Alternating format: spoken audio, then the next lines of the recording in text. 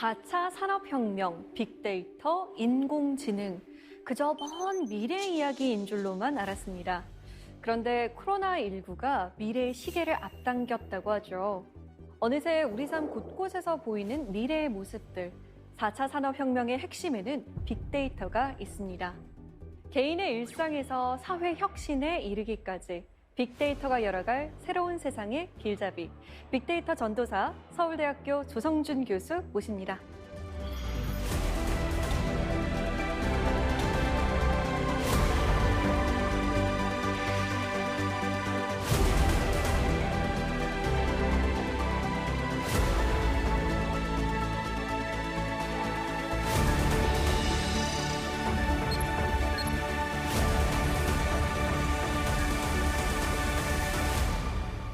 교수님 반갑습니다. 안녕하세요. 네, 안녕하세요. 빅데이터라는 말을 우리가 일상에서 쓰면서도 막상 빅데이터가 그래서 뭐야? 라고 물어보면 약간 말문이 막히는 것 같아요.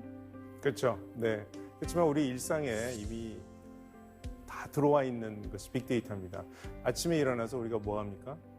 일기예보 보고 핸드폰 네. 보면서 일기예보 보고 간밤에 카톡 왔나 보고 그렇죠. 왔으면 또 보내고 맞아요. 그다음에 집에 나갈 때 CCTV 우리 다 찍잖아요. 네. 그다음에 내비게이션 켜고 가죠. 지하철 탈 때 교통카드 찍죠. 이것들이 전부 다 빅데이터의 재료입니다. 사실 빅데이터 하면 좀 막막하게 느껴졌는데 오늘 강연을 들으면서 빅데이터를 차근차근 알아가는 시간이 되기를 기대해 보겠습니다. 오늘 강연 잘 부탁드립니다. 네.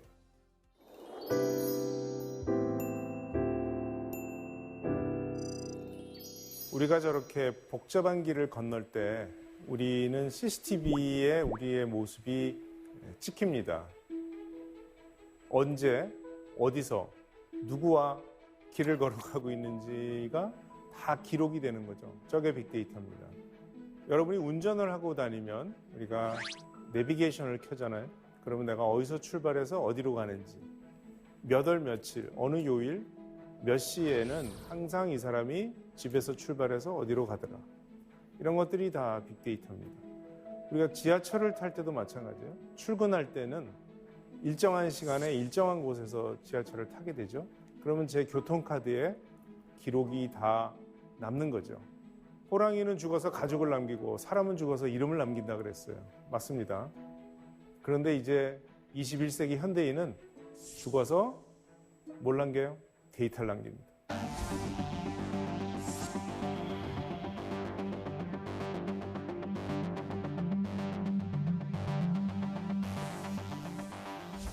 우리 결혼을 하려면 요즘 결혼정보회사를 쓰는 분들이 많죠. 네. 거기 가면 어떤 일이 벌어지나요? 저에 대한 모든 정보를 제공합니다. 또 제가 만나고 싶은 이성에 대해서도 제가 다 얘기를 합니다.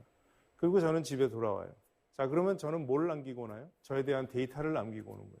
나이는 몇 살이고, 직업은 뭐고, 취미는 뭐고, 어떤 유형의 상대방을 만나고 싶은지 저의 모든 것들이 다 데이터로 바뀌는 거예요. 그래서 그 데이터베이스에 이미 들어가 있는 상대방 중에 저와 잘 맞을 만한 후보를 데이터와 데이터의 매치로 찾아주는 겁니다. 우리가 하는 말 전부 데이터화됩니다. 특히 여러분들이 콜센터에 전화해서 문의를 한다거나 항의를 한다거나 막 이렇게 얘기를 하는 것들이 전부 음성으로 녹음이 되죠. 녹취된다 그러죠. 그것도 다 데이터입니다. 그 녹취된 데이터를 가지고 AI를 적용하면 그 음성이 문서로 바뀝니다. 제가 한 말이 글로 바뀌는 거죠. 그럼 거기에 어떤 단어가 들어갔는지를 가지고 기업들이 분석을 합니다. 그 다음에 우리가 전 국민이 사용하고 있는 소셜 미디어, 특히 카톡을 생각해 보시면 카카오톡은 우리가 친구와 대화를 하는 중요한 용도인데요. 이 카카오톡을 통해서 무엇을 할 수 있냐면 저의 인간관계를 알 수가 있어요. 저는 누구와 일주일에 몇 회 카톡을 주고받는지.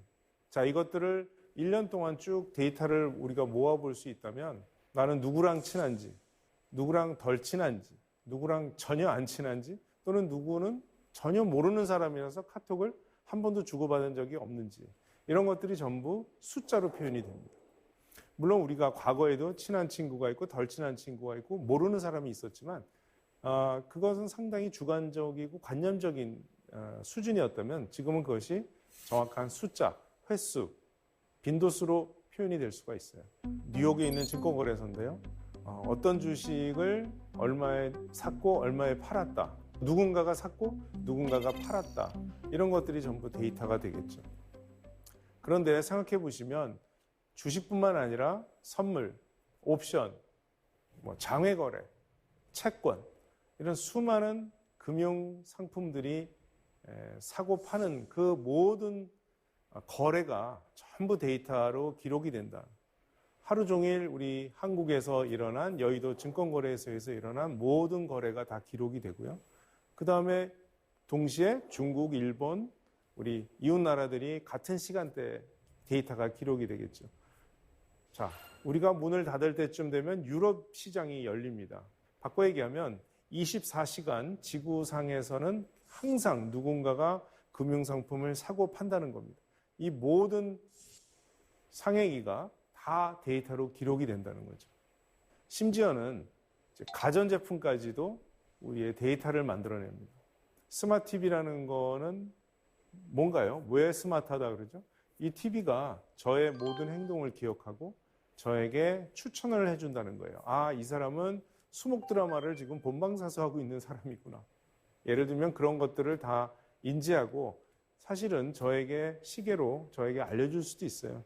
자, 본방사수 1시간 전인데 왜 아직 회사에 있어요? 빨리 집에 가세요. 라는 걸 얘기해 줄 수도 있습니다. 냉장고는 그 안에 들어가 있는 우유가 얼만큼 남았는지, 계란이 몇 알 남았는지 무게를 달아서 인지하고 저에게 알려줄 수도 있죠. 우유 떨어졌어요. 그렇게 저한테 카톡을 보낼 수도 있습니다. 이게 지금 기술적으로 다 가능해요. 제가 그러겠죠. 아니 왜 나한테 보내? 네가 그냥 주문하면 안 되겠니? 그럼 자기가 주문할 수도 있어요. 자, 이런 식으로 우리가 데이터가 우리 일상에 관련된 모든 것들이 기록이 되고 있다. 데이터로.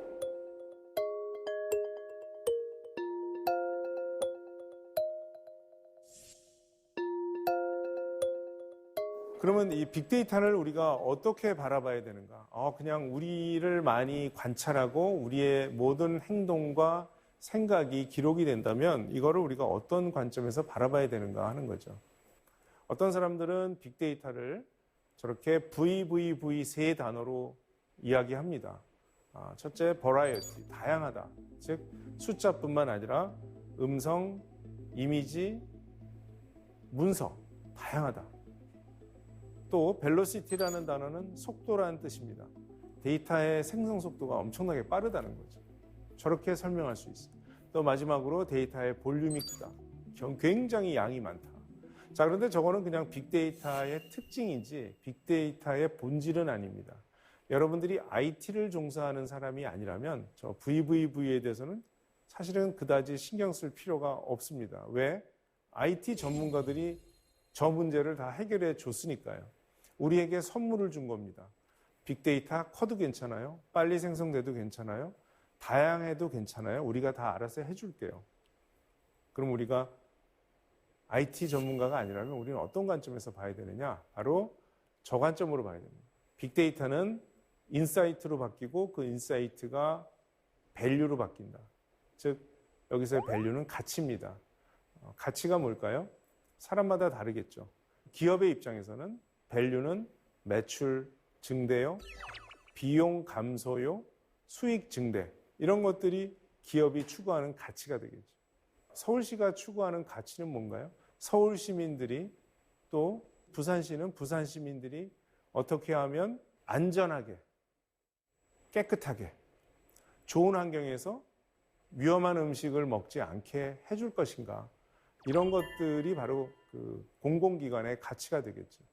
자, 중요한 거는 빅데이터가 밸류가 되기 전에 하나 거쳐야 되는 것이 바로 인사이트입니다. 저 인사이트라는 영어 단어는 두 개로 이루어져 있습니다. 인하고 사이트로 구성되어 있습니다. 그래서 우리말로 바꾸면 저는 안을 본다 이렇게 생각하시면 돼요. 안을 본다. 뭐의 안을 볼까요? 바로 우리가 관심 있는 대상의 안을 보는 겁니다. 만약에 제가 기계를 관리하는 엔지니어라면 그 기계 안에서 무슨 일이 벌어지는지 보고 싶어 하겠죠. 이게 고장나면 어떡하지? 수명이 다 했나? 이 부품이? 놔두면 한 달 안에 고장 나겠네? 그런 것들을 제가 안다면 그게 저에게 인사이트가 됩니다. 제가 물건을 소비자에게 파는 사람이라면 이 소비자가 이 제품에 관심이 있나? 아니면 내가 제품이 10개가 있는데 어떤 제품에 이 사람은 관심이 있을까? 그 사람의 머릿속에 들어가서 내가 그 머릿속을 다 볼 수 있으면 좋겠다. 그게 바로 인사이트입니다. 지금 기계가 어떻게 돌아가는지, 저 사람이 어떤 생각을 하는지를 내가 볼 수 있는 거, 그 안을 볼 수 있는 게 바로 인사이트고요. 그게 바로 빅데이터에서 올 수 있다는 겁니다. 그래서 크게 두 가지 과정을 거쳐서 빅데이터는 밸류로 만들 수가 있습니다. 첫 번째, 데이터를 인사이트로 만들어주는 사람이 요즘 굉장히 이런 표현을 많이 들어보셨을 텐데 데이터 사이언티스트입니다. 두 번째, 저 인사이트를 가지고 어떤 가치를 만들어내는 사람은 의사결정자예요. 자, 의사결정자는 어디 있어요? 모든 회사의 데이터 사이언티스트 아닌 모든 사람이 의사결정자입니다. 뭐 회장님부터 어제 입사한 신입사원까지 전부 다 의사결정자입니다. 물론 다양한 유형의 의사결정을 하죠. 다른 의사결정을 하지만 다 의사결정자입니다. 저분들이 필요한 게 인사이트고 저분들이 인사이트를 가지고 어떤 액션을 함으로써 밸류를 만들어낼 수 있어요. 데이터 사이언티스트는 빅데이터를 가지고 그 의사결정자들이 필요한 인사이트를 만들어주는 사람입니다. 그때 사용하는 도구가 바로 AI, 데이터 마이닝, 애널리틱스라는 것들입니다. 자, 지금 데이터가 인사이트를 거쳐서 가치로 넘어가는 이 과정은 우리가 마치 식재료를 가지고 셰프가 요리해서 파스타를 만든 다음에 그 음식점에 고객이 들어와서 식사하고 그 다음에 행복감을 느끼는 것과 똑같습니다. 자, 그럼 빅데이터는 뭔가요? 식재료고요. 인사이트는 바로 파스타예요. 그리고 가치는 뭐죠? 그 파스타를 먹은 사람이 포만감을 느끼고 행복감을 느끼는 것. 그게 바로 가치입니다. 그래서 앞에서 데이터 사이언티스트와 의사결정자를 말씀드렸는데 여기서는 셰프고 음식점 고객입니다. 자, 이제 빅데이터를 가지고 실제 가치를 만든 사례를 몇 가지 소개를 드리겠습니다. 이미 이거 여러분들 우리 코로나 덕분에 넷플릭스 많이 보시죠? 넷플릭스는 어떻습니까? 여러분들이 뭘 하나 골라서 보다 보면 끝나고 나서 또 그거랑 관련된 또 다른 컨텐츠를 저한테 추천을 해줘요. 그걸 따라서 또 봅니다. 괜찮아요. 또 재밌어요. 다 봤어요. 그랬더니 또 비슷한 걸 또 추천을 해줍니다. 그래서 추천해준 거를 계속 보다 보면 밤이 다 샜다 이런 분들이 굉장히 많습니다. 자, 넷플릭스는 어떻게 우리에게 추천을 해줄까요? 바로 제가 어떤 것들을 봤는지 그리고 끝까지 봤는지 이런 것들을 저의 데이터를 모아서 보여주는 거죠. 넷플릭스뿐만 아니라 유튜브도 마찬가지예요. 유튜브도 내가 뭘 하나 보고 나면 그거와 연관된 이걸 본 사람이 관심을 가질 만한 거를 또 저한테 추천해주고 그걸 또 보고 나면 또 추천해주고 그래서 넷플릭스는요 전체 매출의 무려 60%가 추천에서 나옵니다. 자, 이 추천이라는 게 바로 이 마케팅에서 얘기하는 매스 대중을 상대로 추천하느냐 타겟을 추천하느냐 1대1로 추천하느냐에 있어서 가장 진화된 형태입니다. 자, 매스 추천이라는 건 뭐냐면요 그 광화문 사거리 동아일보사 위에 있는 거대한 그 전광판을 보시면 거기에 자전거 광고를 한단 말이에요. 자, 그럼 거기 밑에 지나가는 수천, 하루에 수십만 명의 사람이 자전거를 보면서 저걸 내가 한번 가서 자세히 봐야겠다고 생각하는 사람은 0.1%도 안 됩니다. 자, 그거보다 한 단계 발전한 게 자전거 대회가 있죠. 투어 드 프랑스 같은 그런 스포츠 프로그램 끝나고 나서 거기에 TV 광고를 자전거 광고를 하는 거예요. 그럼 자전거 관심 있는 사람들이 볼 테니까 훨씬 광화문 사거리에 걸어놓는 것보다는 훨씬 나은 거죠. 근데 이거보다 더 발전한 건 뭐냐면 원투원입니다. 1대1. 제가 자전거 쇼핑을 하겠다고 들어갔다든가 자전거를 검색했다든가 이런 행동을 한 저에게 자전거 광고를 하는 거는 가장 확률이 높겠죠. 이게 이제 1대1입니다. 그래서 매스는 전 국민 대상, 타겟은 그럴듯한 그룹 대상, 1대1은 개인 대상이에요. 그러니 당연히 1대1이 높을 수밖에 없고 그래서 모든 광고가 저렇게 매스 광고에서 1대1 광고로 지금 진화하고 있어요. 점점 모바일 광고로 광고비가 몰리고 있습니다. 영업 마케팅에서만 빅데이터를 쓰는 게 아닙니다. 빅데이터를 제일 열심히 쓰는 곳은 사실은 제조입니다. 제조. 왜냐하면 제조하는 동안에 수많은 센서에서 뭔가를 측정을 하게 돼 있어요. 온도를 측정하죠. 압력을 측정하죠. 어떤 가스의 농도를 측정하죠. 계속 측정을 합니다. 그런 것들이 다 데이터화되고 있고 그런 것들이 많이 모이면 결국 우리가 그걸 빅데이터라고 합니다. 근데 왜 공정에서 이렇게 데이터를 많이 모을까요? 그 이유는 결국 품질을 우리가 어떻게 관리할 거냐의 문제입니다. 아주 일정한 환경, 온도도 위아래 0.1도 사이에 그 온도가 유지가 되고 압력도 아주 작은 범위에서 유지가 되고 이렇게 됐을 때 좋은 품질의 제품이 나온다면 그거를 만들기 위해서 제조사는 열심히 그 환경을 만들어주는 겁니다. 근데 정말 그게 가장 이상적인 환경이 지금 만들어졌나를 보려면 계속 측정하는 수밖에 없어요. 자, 이런 센서로부터 나오는 데이터를 우리가 IoT라고 합니다. 바로 인터넷 오브 띵스죠. 그러니까 온도계, 습도계, 압력기계 그런 것들을 우리가 띵이라고 부르고요. 그런 사물이라고 그러죠. 그것들에서 측정한 것들이 인터넷을 타고 유선 또는 무선 인터넷을 타고 한 군데 다 모으겠죠. 그래서 그것들을 바로 사물들의 인터넷이다. 그래서 사물들의 인터넷이 있으면 당연히 빅데이터가 생길 수밖에 없어요.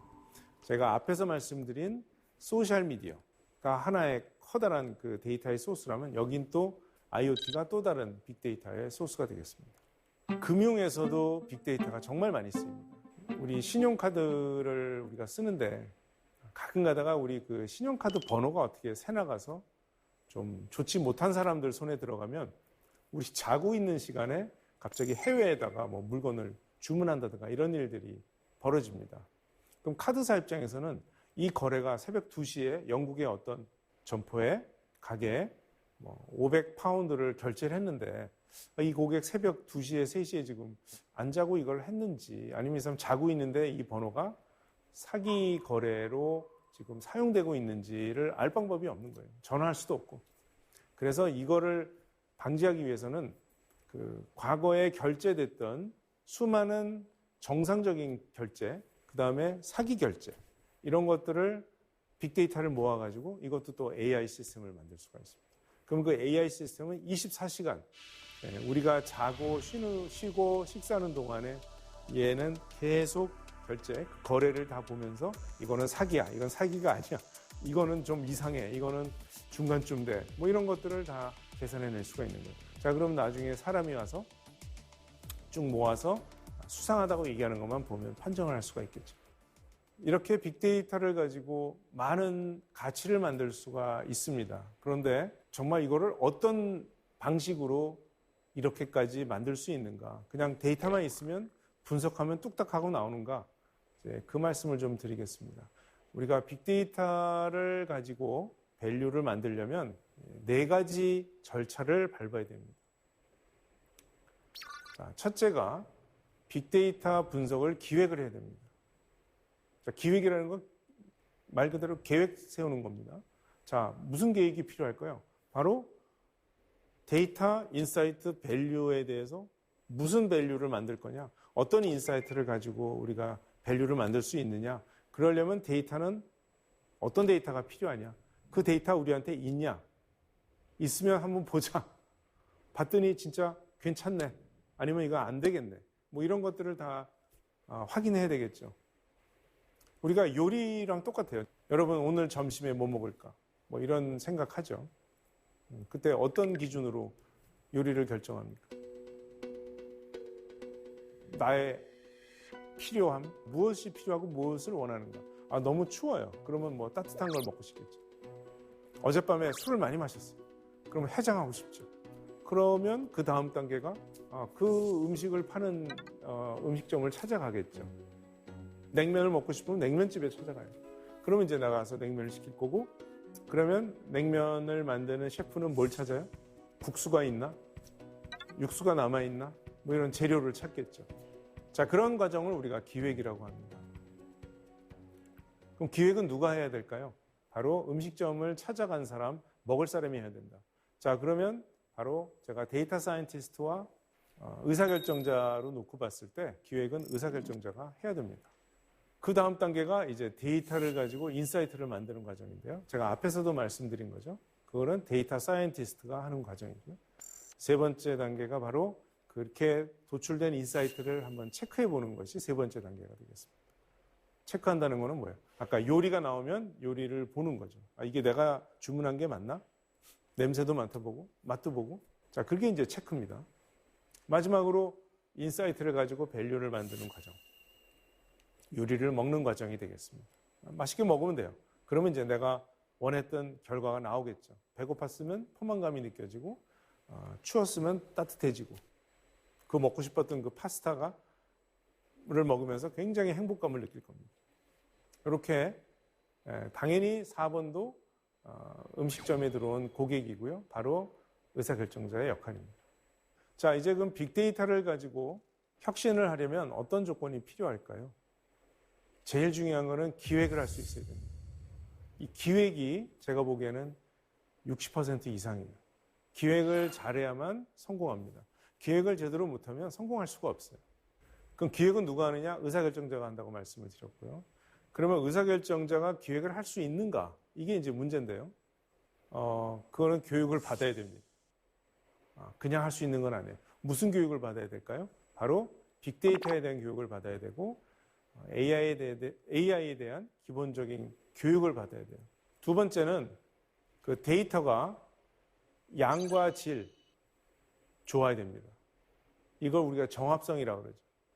이 방의 온도를 쟀다. 이 데이터는 이 온도 데이터예요. 근데 정말 그 데이터를 딱 열어보니까 750 이런 숫자가 있어요. 자, 이게 뭐죠? 어떻게 이 방이 750도가 될 수가 있어요? 이거는 누가 봐도 말이 안 되는 거다. 뭔가 잘못된 숫자가 들어가 있다. 이런 것들을 우리가 정합성 체크라고 하는 거죠. 그 다음에 또 하나 중요한 거는 접근성입니다. 데이터가 있는 거랑 제가 그걸 접근해서 데이터를 쓸 수 있는 거랑은 완전히 다른 얘기입니다. 기계가 2개가 있으면요, 이 기계 관리하는 사람이 저 기계의 데이터를 접근할 수가 없어요. 자, 이게 과연 왜 그런가? 처음에는 편의성 때문에 그랬는데 이제 어느 정도 시간이 지나다 보면 야, 이건 내 기계야. 그러니까 내가 알아서 할게. 넌 네 기계나 신경 써. 이렇게 되다 보니까 네가 왜 내 기계의 데이터를 가져가려고 해? 접근하지 마. 이렇게 이제 자꾸 자기의 그 울타리를 치게 되는 이런 문제들이 있습니다. 그래서 그런 것들을 우리가 사일로라고 하는데요. 곡식을 담아놓는 창고죠. 그래서 이제 그런 사일로가 없어져야만 데이터 활용이 매우 좋아진다. 가장 중요한 게 데이터죠. 두 번째는 분석을 할 수 있는 분석가가 필요한 거죠. 당연한 겁니다. 우리가 맛있는 걸 먹으려면 훌륭한 셰프가 있어야 되는 거예요. 그 전에 재료가 좋아야 돼요. 그러니까 데이터는 재료고요. 그 다음에 셰프가 있어야 되고. 그 다음에 마지막으로는 데이터로부터 나온 그 인사이트를 가지고 의사결정할 수 있는 과연 문화가 있는가. 데이터는 다 객관적이에요. 실제 측정한 거기 때문에 그보다 더 객관적일 수가 없어요. 그런데 많은 기관에서 특히 높은 분들일수록 경험이 많잖아요.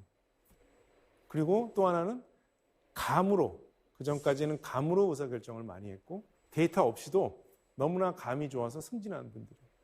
그러다 보니까 그 사람들 생각에 야, 데이터를 왜 봐? 딱 보면 난 다 알아. 내가 시키는 대로 해. 내 주관이 객관보다 더 정확해. 라는 그런 생각에 꽉 차 있는 경우들이 많습니다. 자, 그런데 그거를 어떻게 우리가 객관적인 데이터로부터 나온 인사이트를 거기다가 조합을 해서 더 한 단계 성장할 수 있느냐 하는 거는 결국은 그 조직이 가지고 있는 그런 열린 마음, 그런 문화. 한번 데이터를 한번 믿어보자. 다 믿기 불편하면 10%만 적용해보고 괜찮으면 20%, 괜찮으면 40% 이렇게 늘려나가자. 이런 단계적인 접근법도 있습니다. 사실 재밌는 거는 여러분들 잘 아시는 알파고 기억나시죠? 그 알파고가 등장함으로써 많은 사람들이 인공지능에 대해서 놀라고 공포감까지 느꼈는데요. 동시에 많은 전문가들이 많이 겸손해졌습니다. 그거는 제가 보기에 상당히 좋은 효과라고 생각하는데 이런 거예요. 이세돌 구단 최고의 바둑 전문가 아니에요? 알파고가 붙었죠. 사람이 보기에 알파고가 하는 행동들이 이해가 안 돼요. 얘 뭐 하는 거지? 희한한 데다가 놓네. 점점 이상하네. 얘가 지금 무슨 짓을 하는지 난 전혀 모르겠는데 왜 여기서 이러고 있지? 라고 하다가 어느 순간에 하다가 진 거예요. 바꿔 얘기하면 우리 사람 전문가가 그동안 알고 있던 어떤 승리의 공식, 소위 말해서 정석, 바둑은 이렇게 둬야만 이겨 하는 그 정석들이 수십 개, 수백 개가 있겠죠. 우리 이세돌 구단 같은 사람은 그 수백 개를 머릿속에 다 꿰차고 있는 인간 최고의 기사인데도 불구하고 알파고는 그게 아닌 그 100개가 아닌 101번째 난생 처음 보는 이상한 방법으로 나를 공격해 오는 거예요. 이거는 전문가가 그동안 알지 못했던 그런 경험에서 한 번도 보지 못했던 그런 이상한 방법인 거죠. 그 이상한 방법이 바로 수많은 기보를 보고 학습한 그 인공지능의 결과입니다. 자, 그래서 그걸 보고 많은 전문가들이 내가 생각하는 정답으로 가는 이 물건을 파는, 이 물건을 만드는 방법이 10가지인데 인공지능이 이 얘기하니까 11번째 방법도 이게 완전히 엉터리가 아닐 수도 있잖아. 이런 생각들을 하게 되는 거죠. 그래서 굉장히 겸손해졌습니다. 전에는 내가 아는 거 아니면 다 이건 진실이 아니야, 진리가 아니야 이렇게 생각했는데 이제는 아니야, 내가 다 아는 게 아닐 수도 있어 라고 상당히 겸손해졌다. 교수님, 알파고 등장 이후에는 사람들이 할 일이 없어지는 건 아닌가, 알파고에 다 의지해서 가야 되는 거 아닌가 이런 생각도 들거든요. 뭐 그렇게 될 수도 있습니다. 근데 그거는 이제 앞으로 한 200년, 300년 후 정도가 돼야 될 것 같고요. 지금 AI가 잘하고 있지만 AI가 근본적으로 못하는 거는 의도가 없습니다. 그러니까 이세돌 구단은 아주 어렸을 때 자기가 훌륭한 기사가 되겠다고 결심해서 지금 온 건데 네. 알파고는 그런 결심을 한 적이 없어요. 그리고 저도 감정도 없어요. 내가 이거 계속 할까? 알파고는 거기 왜 나왔을까요?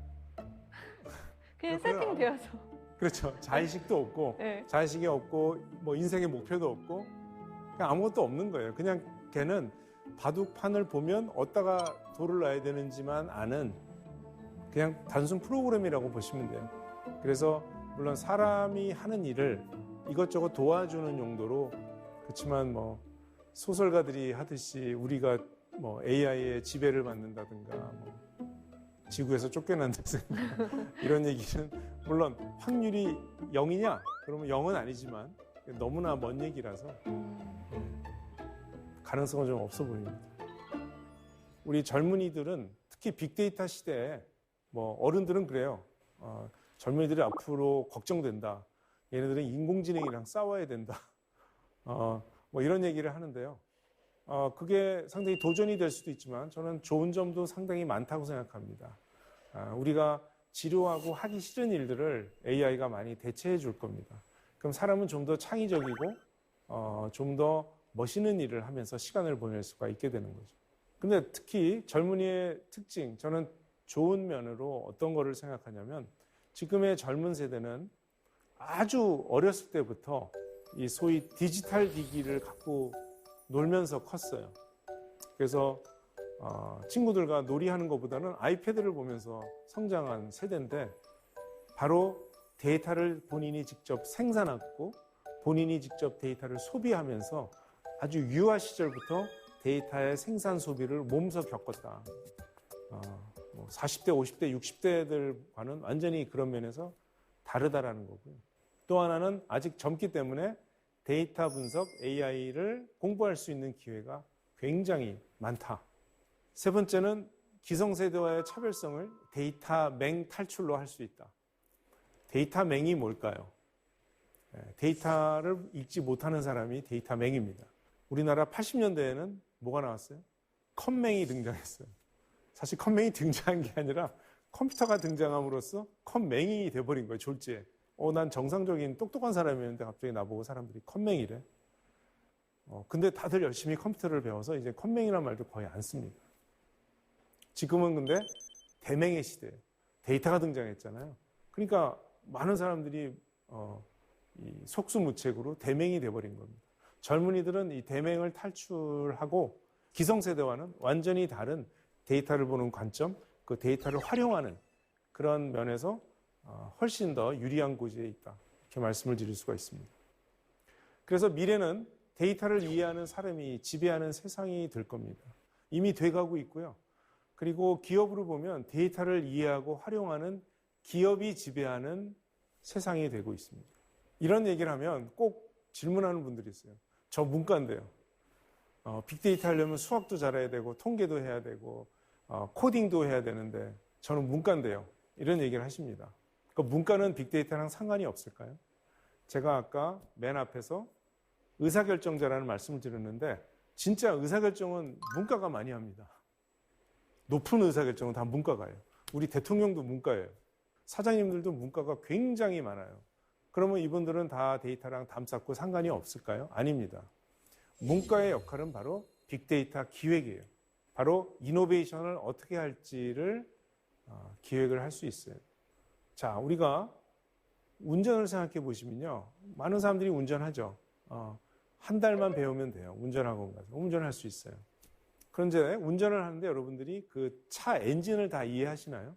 그 차 엔진이 어떻게 작동하는지를 이해해야만 운전을 하나요? 전혀 안 그렇죠. 그 엔진을 이해하려면 기계공학과에 가서 4년 공부하고 또 회사 가서 몇 년을 경험을 쌓아야만 그 엔진 작동을 이해합니다.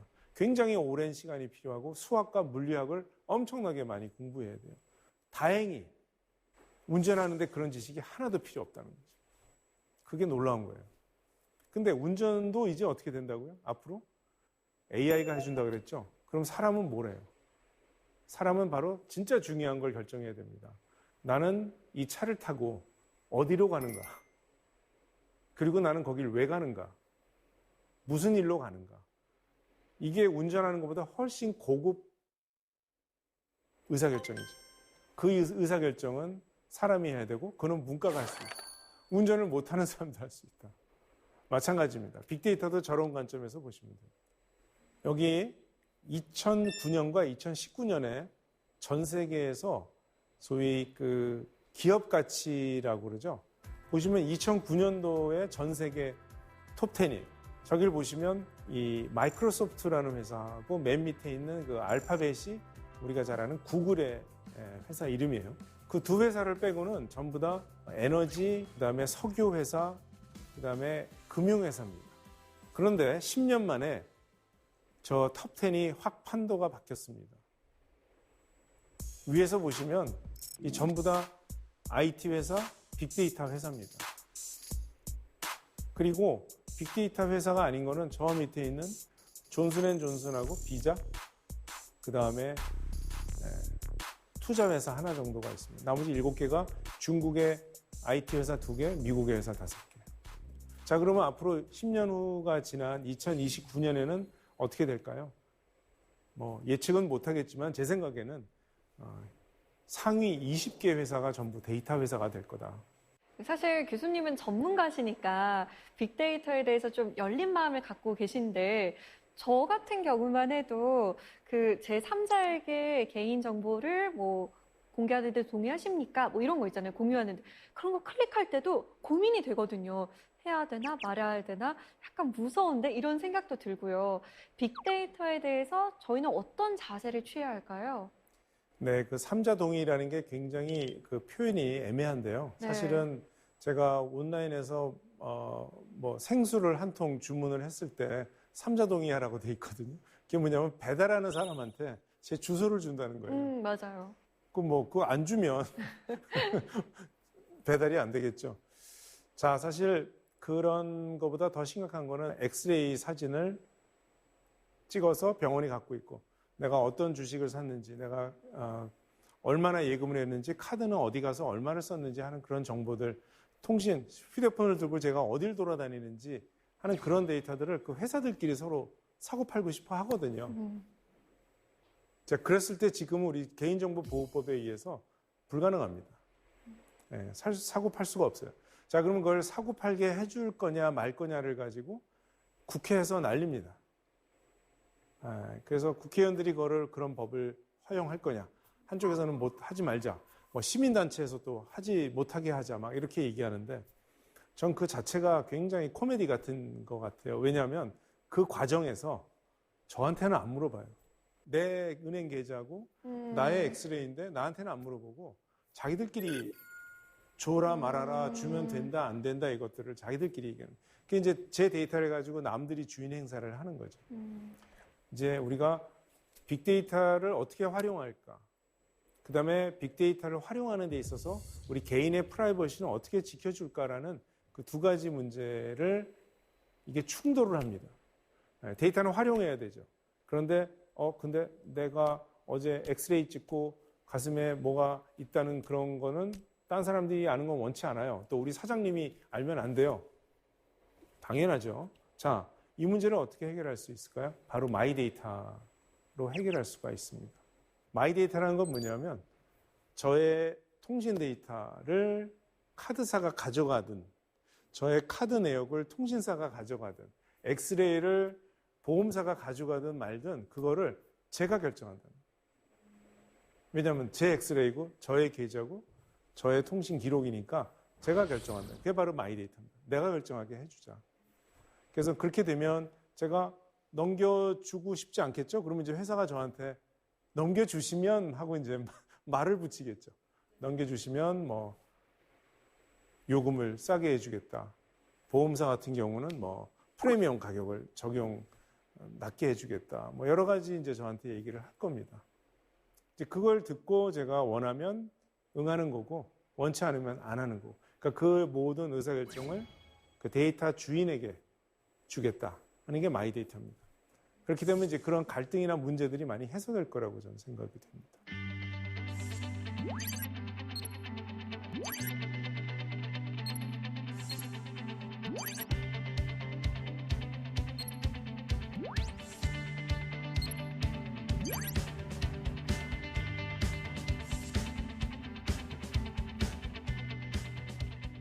자, 빅데이터는 위험하지 않나요? 위험할 수 있습니다.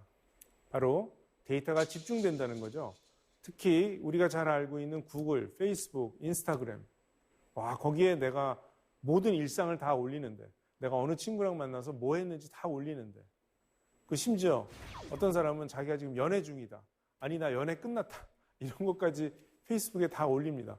그 다음에 여러분 우리의 돈은 어디 있나요? 은행에 다 들어가 있죠. 내 전 재산이 얼마인지 은행은 다 알 것 같아요. 물론 그럴 걸 대비해서 내가 여러 은행에 돈을 나눠놨지만 결국은 다 합쳐놓으면 알 수 있지 않을까요? 내가 어떤 주식을 가지고 있는지 증권사는 다 알고 있다. 내가 카드를 한 달에 얼마 쓰는지 카드사는 다 알고 있다. 게다가 어디서 쓰는지도 다 알고 있다. 내가 어떤 병에 걸렸고 지금은 낫지만 또 내가 지금 현재 어떤 상태인지 병원이 다 알고 있다. 보험사도 내가 보험 청구를 하니까 다리가 지난 겨울에 다리가 다쳐서 내가 무슨 수술을 했다 이런 거 보험사들이 다 알고 있다. 통신사는 내가 누구랑 전화하는지 다 알고 있죠. 누구한테 문자를 보냈는지 다 알고 있죠. 심지어 내가 어딜 돌아다니는지 다 알고 있습니다. 왜냐하면 우리가 손에 이 보물처럼 들고 다니는 스마트폰이 저랑 문자와 통화를 연결시켜주기 위해서 쉬지 않고 계속 기지국을 찾잖아요. 그러면 민간 회사만 데이터를 많이 갖고 있나요? 아닙니다. 정부기관도 굉장히 많이 갖고 있습니다. 미국의 CIA나 NSC라는 곳은 그 9.11 테러 사건 이후에 애국자법을 만들어요. 그래서 이거에서 영장 없이 데이터 수색을 할 수 있어요. 그러니까 여러분들이 가지고 있는 페이스북의 내용을 CIA가 언제든지 볼 수 있습니다. 판사가 봐도 돼 이런 영장 안 줘도 그냥 가서 볼 수 있어요. 우리나라 질병본부청, 이제 최근에 청이 됐죠. 는 뭘 갖고 있어요? 우리의 의료 기록, 처방전, 신용 체크카드 이거 좀 다 볼 수 있죠. 교통카드도 볼 수 있고 CCTV도 볼 수 있고요. 우리가 통신 기록도 하고 휴대폰 전파 탐지까지 하고 있고요. 또 우리 열심히 QR코드 찍죠. 이거 다 보고 있어요. 물론 코로나라는 지금 매우 위험한 그런 비상상태이지만 지금 이런 질병본부청이 확보한 데이터는 사실 우리가 빅데이터 얘기할 때 항상 나오는 빅브라더라고 우리가 불러도 누가 아니다라고 얘기할 수 없을 정도로 지금 데이터가 한 곳에 집중돼 있다.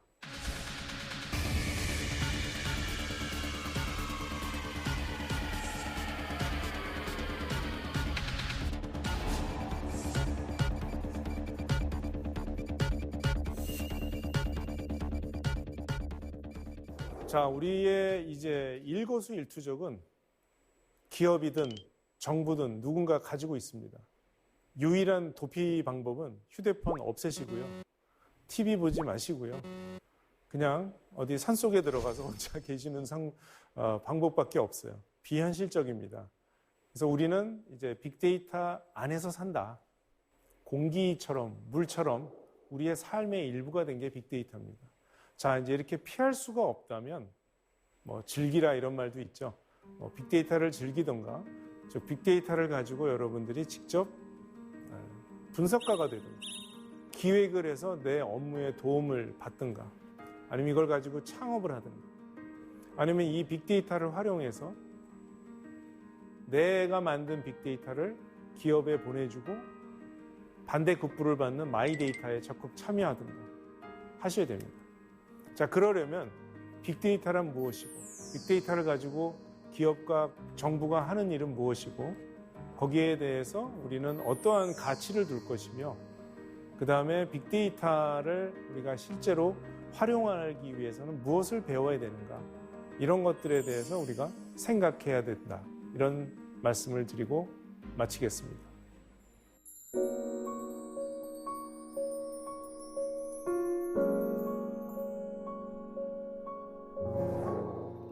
네, 강연 잘 들었습니다. 미래는 빅데이터라는 언어를 모르고서는 이해할 수가 없겠네요. 그렇죠.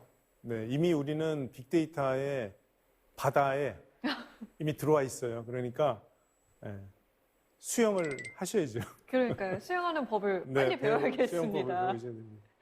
자, 사세계 공동체 여러분께서 질문을 미리 보내주셨는데요. 함께 볼까요? 김다원님의 질문입니다. 전 문과인데요. 빅데이터는 이과의 영역인 것 같아 어렵게 느껴집니다. 문과에게 꼭 필요한지도 궁금하고요. 문과도 빅데이터를 쉽게 공부할 수 있는 방법이 있을까요? 네, 아까도 강연 중에 살짝 말씀하셨지만 문과라서 좀 두려운 마음이 앞서거든요. 당연히 그럴 수밖에 없죠. 왜냐하면 빅데이터 분석한다는 게 수학, 통계학, 확률, 그다음에 코딩 네. 이런 것들이 이제 조합이 돼야 되니까 어려워요. 그런데 우리가 요리를 하는 게 제가 요리사가 되는 요리가 있죠. 네. 그러면 이제 요리 학교에 가서 그렇죠. 2년간, 3년간 막 반죽을 막 이만큼을 하고 네.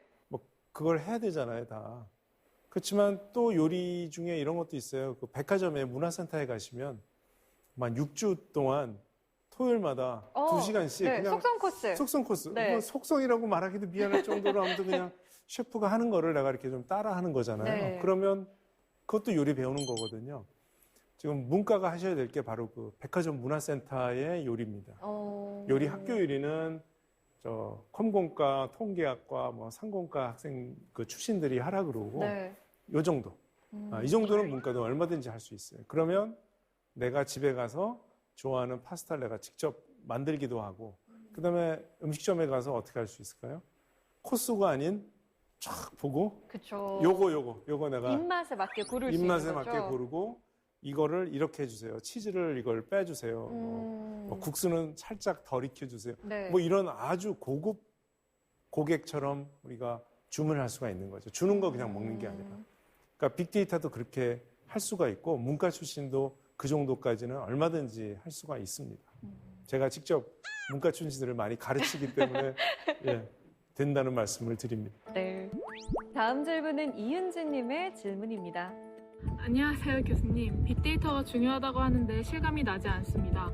일반인들이 빅데이터를 활용할 수가 있나요? 빅데이터는 전문가나 기업의 영역이 아닌지 궁금합니다. 네, 흔히들 이렇게 생각할 것 같아요. 빅데이터는 개인의 영역은 아니다. 어떻게 생각하세요? 네, 그러니까 빅데이터를 분석하려면 아까 말씀드린 대로 전문 지식이 필요하고 그런 것들은 이제 기업에서 많이들 하는데 그럼 우리 일반 개인이 분석하는 법도 모르는데 내가 어떻게 빅데이터를 활용할까? 활용하는 방법이 있어요. 그런 이제 인터넷에 그런 네. 사이트들이 있습니다. 예를 들면 네이버 트렌드, 뭐 썸 트렌드, 네. 그다음에 구글 트렌드. 거기 가셔서 네. 예를 들어서 뭐 내가 관심 있는 단어를 치면 관심 있는 제품을 치면 그 제품에 대한 소셜 미디어의 언급 수가 과거 1년 동안 올라갔는지 내려가는지 이런 것들을 다 보여줍니다. 그러면 그거를 보면 최근에 누가 그걸 해봤는데 소위 그 코로나 그러니까 외국은 코비드라고 그러죠. 네네네. 코비드19라는 그 검색어와의 패턴, 사람들이 얼마나 그거를 많이 검색하느냐와 그다음에 실제 시카고 선물 거래소의 소위 공포 지수라고 얘기하는 네. 그 이 변동성 지수가 똑같은 모양이다라는 것을 찾아냅니다. 그러니까 그분들은 무슨 분석을 정말 전문가처럼 한 게 아니고 네. 그런 구글 트렌드를 가지고 그 두 가지의 패턴이 똑같다는 걸 찾아낸 거거든요. 그런 식으로 우리 일상에 관심 있는 것들을 찾으시면 돼요. 뭐 관심 있는 연예인이 있으면 연예인 이름을 치시면 그분에 대해서 우리가 일반 사람들이 뭐라고 얘기하는지 네. 그런 형용사들도 막 뜨고요. 썸 트렌드. 아, 그런 사이트들이 이미 잘 만들어져 있으니까 저희가 활용을 하면 되겠네요. 맞습니다. 자, 오늘 강연을 들으면서 이미 우리는 빅데이터의 세상에서 살고 있으니까 이걸 잘 배워서 잘 헤쳐나가야겠다라는 생각이 들었습니다. 오늘 강연 감사합니다. 고맙습니다.